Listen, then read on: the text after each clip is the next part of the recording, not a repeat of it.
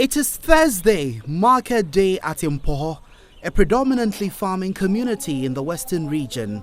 But our interest today is not the district capital, but the adjoining areas that make up the district's food basket.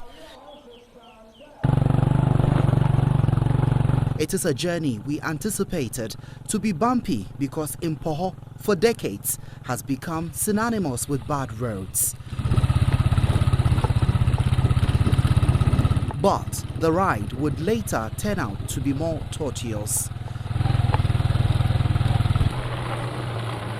The news team had to abandon its car and use motorbikes since cars hardly ply the Impoho-Amuzukrom stretch.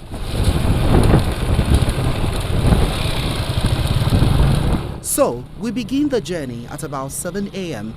in order to catch up with the farmers transporting their produce to the market.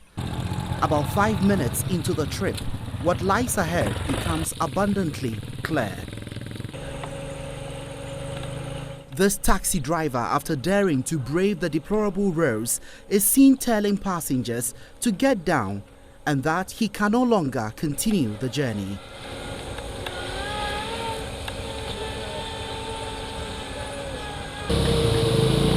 However, it appears those more defiant than the taxi driver are in for a serious test of endurance. Journey impossible.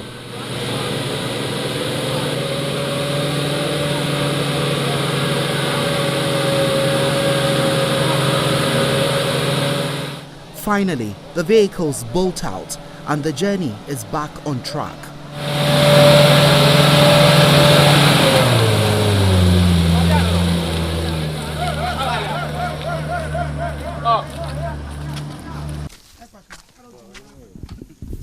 But majority of inhabitants make the journey on foot. Due to the slippery nature of the roads, these residents remove their sandals to achieve balance as they trek sure-footedly to various destinations.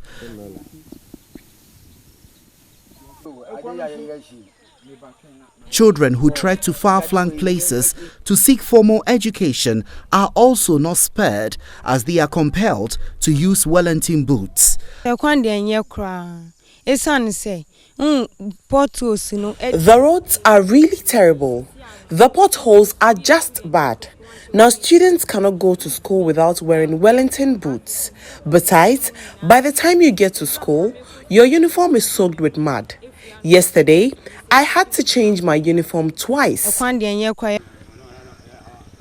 Access to health care for communities without health centers is hampered in Impoho.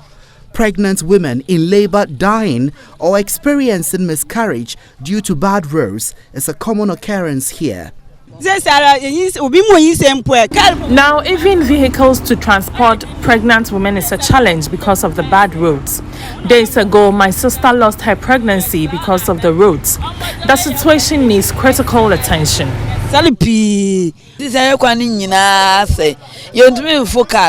The roads have really deteriorated. Cars are not even plying the stretch.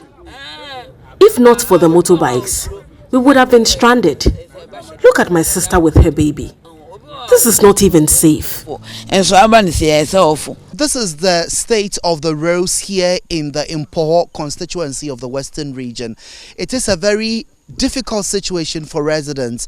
A lot of them farmers who are unable to bring their produce from their farms because this deplorable road is serving as a hurdle between the farmers and the market. And right ahead of me, you realize that a lot of them are walking to their various destinations. It is a tedious exercise that they would have to contend with every single day. Due to the deplorable roads, my harvested cocoa are rotting away on the farm. We can't even carry a bag of cocoa to the market. This has brought untold hardships on us.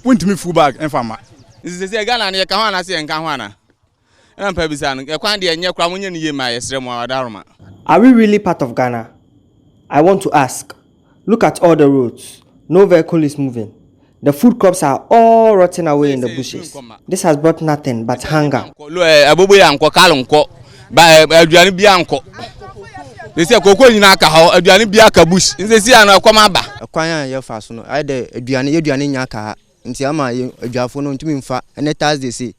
our produce are going bad because of the roads. We cannot move the crops or even carry them on our hands because of the long stretch. Even commercial motor riders are struggling to use the road. Today is market day, yet we can't move. We are really suffering.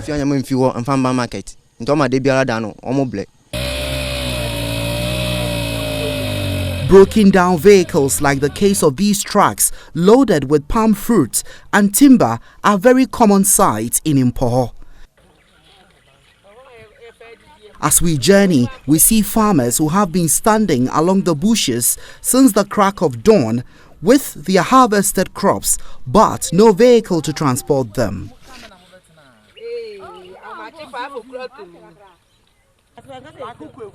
For decades, this has been the daily struggle for these poor farmers who break their backs to keep the country food secure.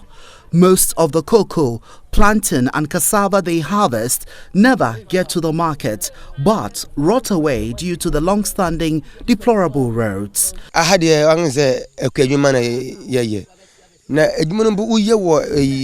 Here, we are predominantly into farming, yet the roads are not allowing us to access the markets. Look at the cassava, no transportation. Our cocoa are no longer bringing money because of the sorry state of the roads. At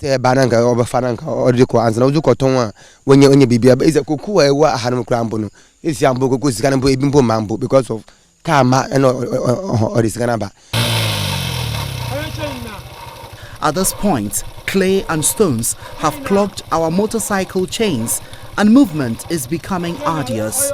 Our riders are left with no option than to scoop dirty water from one of the many potholes on the road to wash off the mud.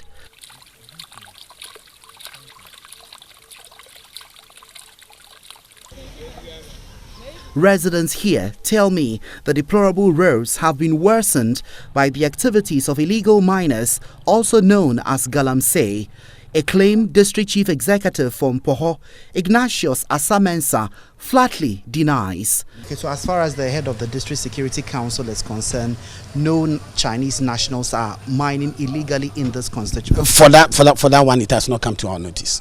Has not come to our notice. I've not cited one yet, though. I've not cited one yet, but if any information of that sort come up, the police commander is quick enough to put his men on the road. As Ghana heads to the polls on December 7, roads are a major election issue for these residents. No road, no vote. This year, no roads, no votes. People cannot even use their motorbikes.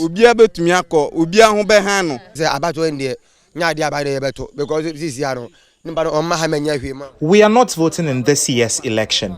We have not benefited from voting over the years. This year, we won't vote.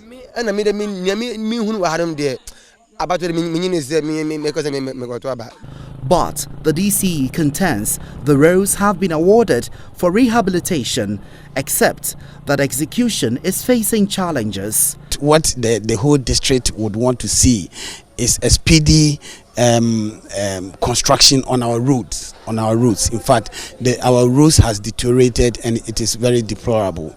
We would want that all contractors, if you are watching me, please kindly speed up.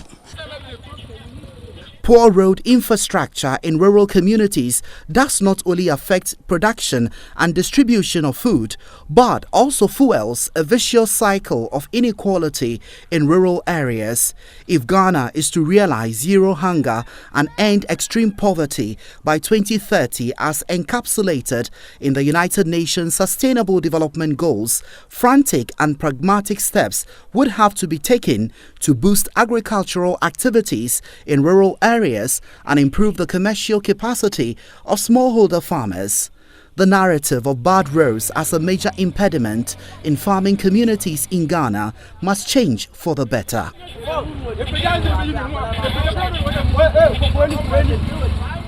Redwan Karim Dini-Osman, GH1 News, Impoho, Western Region.